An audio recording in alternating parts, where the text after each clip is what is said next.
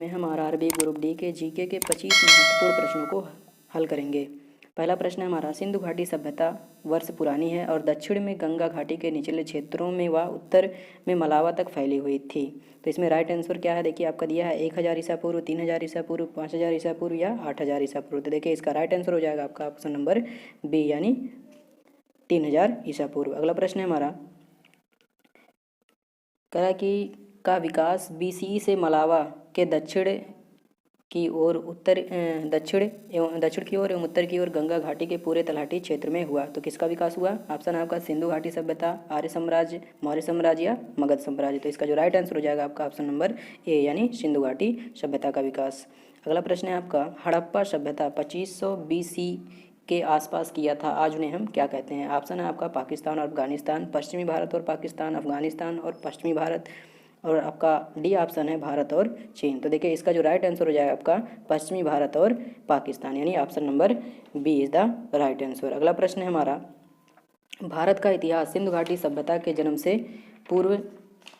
से शुरू होता है जो लगभग अस्तित्व में है, यानी कितने वर्ष जो है के बाद अस्तित्व में आया। इसका जो आपका ऑप्शन दिया है 2500 ईसा पूर्व, 4500 ईसा पूर्व या 1500 ईसा पूर्व या 6500 ईसा पूर्व। तो देखिए इसका जो राइट आंसर हो जाएगा आपका ऑप्शन नंबर ए यानी 2500 ईसा पूर्व अस्तित्व में आया। अगला प्रश्न है हमारा, सिंधु घाटी सभ्यता का सबसे महत्वपूर्ण विशेषता क्या थी? तो सिंधु घाटी सभ्यता की सबसे महत्वपूर्ण विशेषता क्या थी? आपका ऑप्शन है वस्तु विनिमय प्रणाली, स्थानीय परिवहन प्रणाली, ईंट के बने भवन या प्रशासनिक प्रणाली। तो इसका जो राइट आंसर हो जाएगा आपका ईंट के बने भवन। इसका जो राइट आंसर हो जाएगा option number C is the right answer. अगला प्रश्न है, सिंधु घाटी सभ्यता है यानी सिंधु घाटी कैसी सभ्यता है? ताम्रयुगीन सभ्यता, लौहयुगीन सभ्यता या अच्छयुगीन सभ्यता या कांस्ययुगीन सभ्यता।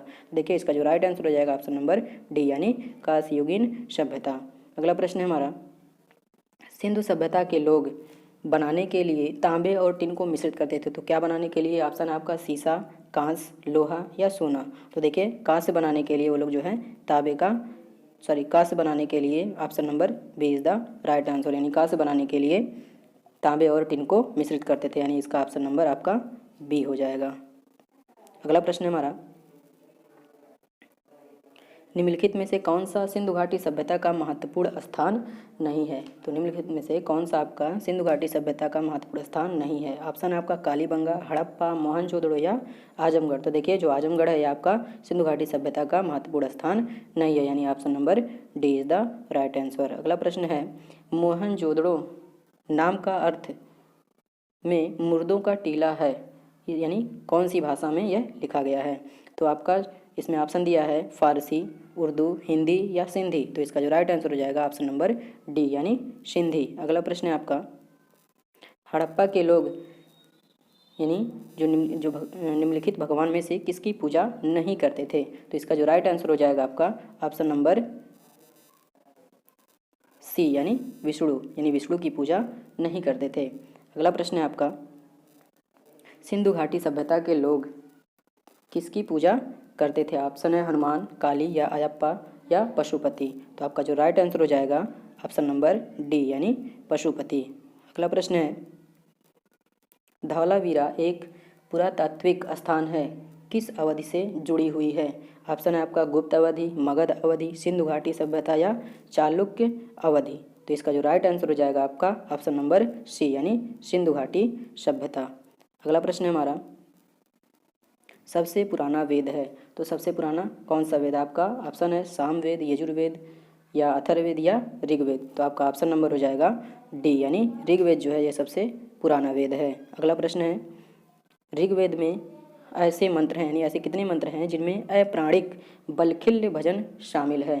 तो ऑप्शन है आपका 1549, 1028 या 760 या 1875। तो देखिए इसका जो राइट आंसर हो जाए आपका option number B is the right answer, यानी 1028 मंत्र हैं जिनमें अपराणिक बलखिल्य भजन शामिल हैं। अगला प्रश्न है, ऋग्वेद में मंत्र हैं यानी ऋग्वेद में आपका कितने मंत्र हैं?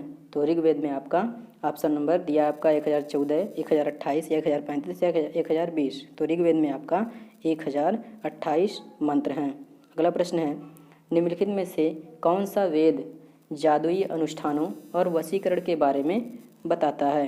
तो आपका इसमें ऑप्शन दिया है अथर्ववेद, सामवेद, ऋग्वेद या यजुर्वेद। तो इसका राइट आंसर हो जाएगा ऑप्शन नंबर ए यानी अथर्ववेद। अगला प्रश्न है, निम्नलिखित में से कौन सा वेद में संगीत का वर्णन है? तो ऑप्शन है आपका अथर्ववेद, सामवेद, ऋग्वेद या यजुर्वेद। तो इसका जो राइट आंसर हो जाएगा आपका सामवेद, यानी सामवेद में आपका संगीत का वर्णन है। अगला प्रश्न है आपका यजुर्वेद में यजुर का अर्थ क्या है? तो देखिए ऑप्शन है आपका जीवन, प्रकृति, बलिदान या सत्य। तो इसका जो राइट आंसर हो जाएगा आपका बलिदान। Option number C is the right answer. अगला प्रश्न है निम्न में से किस वेद में बीमारियों का उपचार किया जाता है? ऑप्शन है आपका अथर्ववेद, सामवेद, ऋग्वेद या यजुर्वेद। तो आपका जो राइट आंसर हो जाएगा अथर्ववेद। अगला प्रश्न हो जाएगा भारत का राष्ट्रीय आदर्श वाक्य सत्यमेव जयते किस प्राचीन भारतीय शास्त्र से उद्धत एक मंत्र है? तो इसका जो राइट आंसर हो जाएगा आपका, इसमें दिया आपका मत्स्य पुराण, इसमें जो आपका ऑप्शन दिया है मत्स्य पुराण या भगवत गीता या मुंडकोपनिषद या ऋग्वेद। तो इसका जो राइट आंसर हो जाएगा ऑप्शन नंबर सी यानी मुंडकोपनिषद।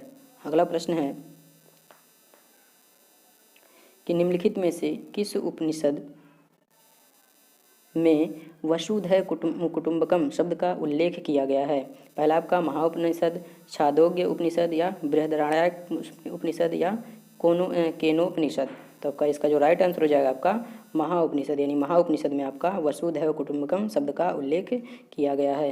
अगला प्रश्न है उपनिषदों में से उपनिषद मुख्य माने जाते हैं। तो कितने उपनिषदों में से उपनिषद मुख्य माने जाते हैं?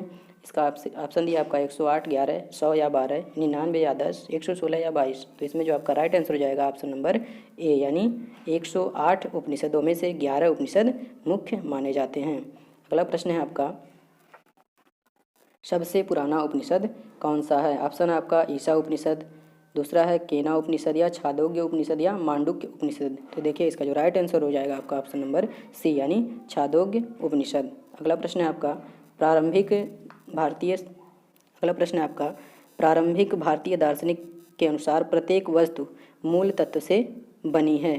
तो कितने मूल तत्वों से बनी है? ऑप्शन है आपका 2, 4, 3 या 5। तो देखिए इसका जो राइट आंसर हो जाएगा आपका ऑप्शन नंबर डी यानी 5 मूल तत्वों से बनी हुई है। अगला प्रश्न है आपका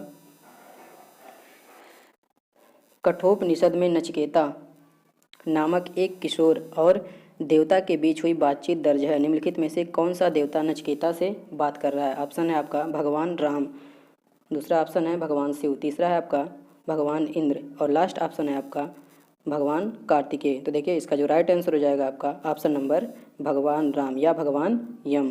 तो दोस्तों वीडियो देखने के लिए धन्यवाद। कमेंट में बताइएगा हमारा वीडियो आपको कैसा लगा। अगर आपने हमारे चैनल को सब्सक्राइब नहीं किया है तो सब्सक्राइब जरूर करें।